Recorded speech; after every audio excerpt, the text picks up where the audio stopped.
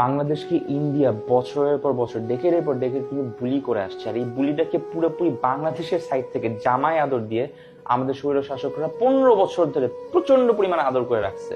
আর এরপরও যে আমরা এত হেট্রেট করতেছি, এত কিছু দেখাচ্ছি, এত কথা বলতেছি যে ইন্ডিয়ার এগেনস্টে অ্যাকশন নেওয়া উচিত, কথা বলা উচিত, তার আগে একটা সত্যি কথা আমি জানাই দিতে চাই আমার বাঙালি ভাই বোনদের কাছে। সেটা হচ্ছে, আপনি বাংলাদেশের কথা বলছেন, Bangladesh is half India at this point, এর থেকেও বেশি হইতে পারে। যে কোনো শপিং মলে যান, দোকানে যান, যে কোনো শেলফ দেখেন, যে কোনো প্রোডাক্ট দেখেন, যে কোনো বিজনেস দেখেন, সবকিছু হচ্ছে ইন্ডিয়ান ইম্পোর্ট করা। আপনি যে কোনো ফ্যাক্টরিতে দেখেন, বাংলাদেশে ইন্ডিয়ান অপারেটেড ফ্যাক্টরি দিয়ে ভরা। ইন্ডিয়ান মানুষ বাংলাদেশে এসে শুধু চাকরি করতেছে না, 3 বছর 4 বছর 5 বছর ধরে ওয়ার্ক পারমিট শেষ হয় না, বছর পর বছর তারা চাকরি করে বাংলাদেশ থেকে স্যালারি নিয়ে যাচ্ছে। এন্ড সেই স্যালারিটা আমরা যে রেমিটেন্স পাই, তার একটা বিশাল অঙ্কের রেমিটেন্স, ওদের স্যালারিটা ক্যাশ টাকায় করে ওরা বের করে নিয়ে যাচ্ছে। আমাদের রেমিটেন্স, বাই দ্য ওয়ে, আমাদের রেমিটেন্স, যেটা বাংলাদেশে থাকার কথা।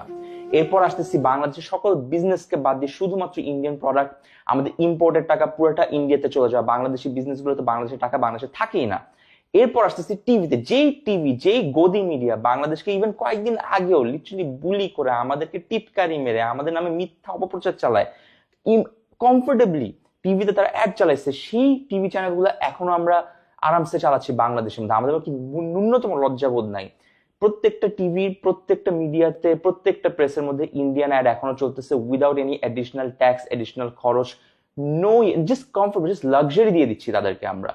আমার কথা হচ্ছে ভাই সিম্পল, একটা জিনিস আমাদের বুঝতে হবে যে এই বাংলাদেশ আর ইন্ডিয়ার মাঝখানেরকার যেই ক্ল্যাশটা, বাংলাদেশি মানুষ না, ইন্ডিয়ার মানুষ না, এই দুই দেশের বুঝতে হবে, দুই দেশের গভর্নমেন্টরা এই দুই দেশের মানুষকে ছিঁড়ে ছিঁড়ে চাবায় চাবায় যে খেয়ে ইউজ করে আমাদেরকে মানে মানুষ হিসেবে আর যা বাঁচায় রাখে নাই। ইন্ডিয়ান গভর্নমেন্ট ইভেন ইন্ডিয়ান মানুষদেরকে ঠিক মতো ট্রিট করে না। প্লিজ স্টাডি, ইন্ডিয়ান মানুষ তাদের গভর্নমেন্টের উপর এখন অতিষ্ঠ হয়ে গেছে, টর্চারে, অ্যাবিউসে। তারাও চায় না, যে কোনো ইকে জিজ্ঞেস করে দেখেন, আমাদের যেই বাঁধের কথা আমরা বলতেছি, 60 থেকে 70 হাজার মানুষকে শুধু ইন্ডিয়ান গভর্নমেন্ট তাদের আদিবাসীকে ভিটাহারা করে দিছে এই বাঁধ নির্মাণের জন্য।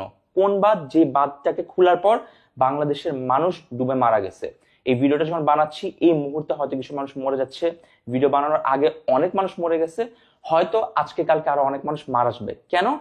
ইন্ডিয়ান বাঁধটা জেনে শুনে ইন্ডিয়ানসরা ওই বাঁধটা খুলে দিছে without a warning, without a notification. না আমরা ইভ্যাকুয়েট করতে পারছি, না আমরা রেস্কিউ করতে পারছি, না আমরা প্রিপেয়ার করতে পারছি, আমরা কিচ্ছু জানতাম না। Are you telling me that ইন্ডিয়ানরা তাদের নিজস্ব ইয়ে বাঁচানোর জন্য আমাদের বাঁধ খুলে দিচ্ছেন, তারা আমাদেরকে জানাইতে পারেনি? 48 বছর সময় পর হঠাৎ করে একদিন বাঁধ খুলে দিছে। সিম্পল হিসাব, ইন্ডিয়ান মানুষ না, ইন্ডিয়ান গভর্নমেন্টের জানা উচিত, বাংলাদেশের জানা উচিত আমরা কারো পুতুল না। সুতরাং আমি যে গিফটের কথা বলছিলাম, এই গিফট আমি একা দিতে পারবো না। গিফটটা খুবই সিম্পল, অন্তত 1 মাসের জন্য হইলো যদি ন্যূনতম লজ্জা আমাদের থাকে, যদি আসলেই আমরা কিছু একটা চাই করতে, ইন্ডিয়ান প্রত্যেকটা প্রোডাক্ট কিনা বন্ধ করতে হবে। বাংলাদেশে যেসব কেবল অপারেটিভ অ্যাসোসিয়েশন বাংলাদেশ, যারা আমাদের যারা টিভি চ্যানেলকে সেন্ট্রালি ইয়ে করে, রান করে, তাদেরকে বলতে হবে you can't run a single Indian ad in Bangladesh, you can't run a single Indian channel in Bangladesh.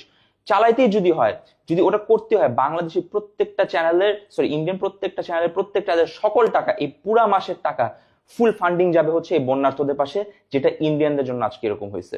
So প্রত্যেকটা ইন্ডিয়ান প্রোডাক্ট, প্রত্যেকটা ইন্ডিয়ান প্রেস মিডিয়া, প্রত্যেকটা ইন্ডিয়ান ম্যানুফ্যাকচার থেকে শুরু করে, ইম্পোর্ট থেকে শুরু করে, দোকান থেকে শুরু করে, শেলফের ফ্রন্ট পেজ থেকে শুরু করে, প্রত্যেকটা ইন্ডিয়ান ব্যানার আমাদেরকে 1 মাসের জন্য হলো একটানা বন্ধ রেখে বুঝাইতে হবে আমরা কারো পুতুল না, আমরা কারো বুলি হচ্ছি না, আমরা নিজের পায়ে দাঁড়াবো।